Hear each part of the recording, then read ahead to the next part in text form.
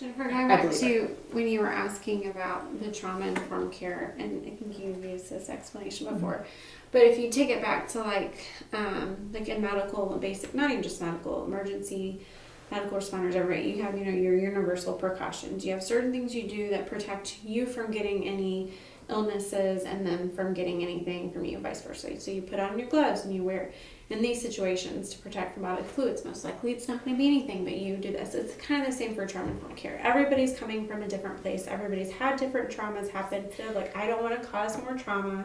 I don't want to make this harder. I don't want to cause further harm. So I'm going to do these certain things that are going to help me be safe for them and for us. And so that's kind of like your baseline. So just things that everybody's going to respond a little different. So I might not, technically this patient might not need as much sensitivity to this as this other person, but things like knocking on their door and, not touching them and not startling them and not, things that, like I said, some might need it, some might not. But if we all go into this level of, I don't know what happened to them, I don't know their prior stuff, but I want to be sensitive to not cause more and to hopefully help things get better and not worse.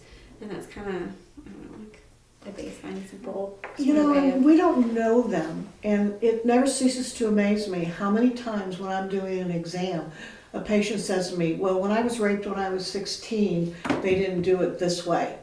And they have that in their previous history. And that is absolutely going to affect how they were treated back then, affects how they perceive you and if they're trustful or not trustful. And so you have to just know you don't know them, so I just assume that everybody's got something really bad compartmentalized back there and treat them with the respect that they would want, because of that. So, because chances are they probably do. So one final question, y'all had kind of talked about earlier with drug-facilitated sexual assault, but really thinking about what are considerations or tips for loss of consciousness, because there could be other types of situations too, and those are really challenging, whether it's strangulation or maybe just due to the trauma itself, maybe blacking out. What are some different tips for how you would approach a narrative when you do have that, where somebody isn't remembering how they got from one room versus another room, or they were standing and now they're laying down. Well, like Jen said, you take their statement, you take what they know. It's very fragmented. They may not remember much. You don't add anything. You don't take anything away. I always get a narrative of what their statement is, and then I have questions I ask, point blank questions that every single patient is asked, no matter what. Did he use a gun? Did he threaten to use a gun? Did he strangle you? Did he do this? Did he threaten harm against somebody else? Did he lick you? Did he bite you? Did he kiss you? Yes, no questions. The answers that they can give are, I tell them you can say yes, no, I don't know, or he tried, because an attempt at something is also a separate charge. I always teach my nurses, never chart no if there was a loss of consciousness, whether the loss of consciousness was from drug-facilitated, strangulation, or other type of blunt trauma. If there was ever a loss of consciousness, I never say no, because what the girl will often do is you go through the questions, did he do this, did he do this, did he do this? And if she could say, I don't know, I just woke up and I was naked, and her initial reaction is no. Well, do we really know if it's no? We don't know if it's no. He could have had a gun when you were unconscious, and we don't know if there was a gun involved. You may not remember it. So if a girl ever tells me, I don't remember something, or I passed out, or I'm unsure, even if she says, yeah, no, and I will explain to her ahead of time. I will tell her ahead of time. If there's a period where you don't know if something happens, I'm not going to put down no. I'm going to say that you're unsure, because unsure is an option. I will always document unsure, because I never want something to get thrown out later where if there was a threat or there was a gun or there was penetration somewhere, I don't want any defense attorney to be like, well, she said that he didn't do that, so he didn't. Well, we don't know if he did that or not. So I make sure to never chart the answer of no in any aspect of the assault at all if there was ever a period where she does not remember. If she was awake and conscious and alert for the entire thing, and she could say, yeah, no, for sure I know he did not rectally penetrate me, that did not happen, I will chart no. But if there's ever a period where she goes, I don't know if he did or not, I'm not going to chart no on that. And one other thing, I oftentimes have women come in saying, I don't remember, I went out and I don't remember how I got home and, I think something happened. And I just want to know if I want to be drugged. I'm not going to say to them, oh, okay, well, he drugged you, so therefore you must have been raped. You don't want to plant the seed because a lot of times they're grabbing at whatever.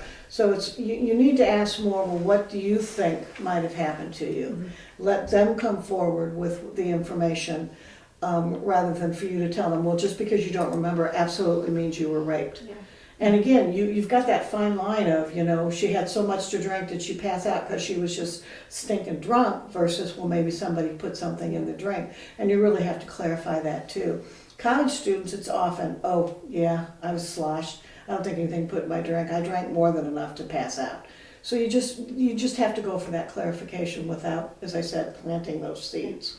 And a SANE nurse cannot answer the question if you were drugged. A SANE nurse cannot answer the question That's right. if you were raped. There are many girls that say, I want to know if I was drugged. I want you to tell me if I was sexually assaulted. I want you to tell me if I was raped. That is not our job as a SANE nurse. The job of a SANE nurse, simply put, is to collect forensic evidence for the potential of a positive finding. And I'm not the one that does that test. That gets turned over to law enforcement and goes to the crime lab, and they do it. And I also tell them emphatically, if this box shows up no evidence, if nothing turns up positive, that doesn't mean you were not sexually assaulted.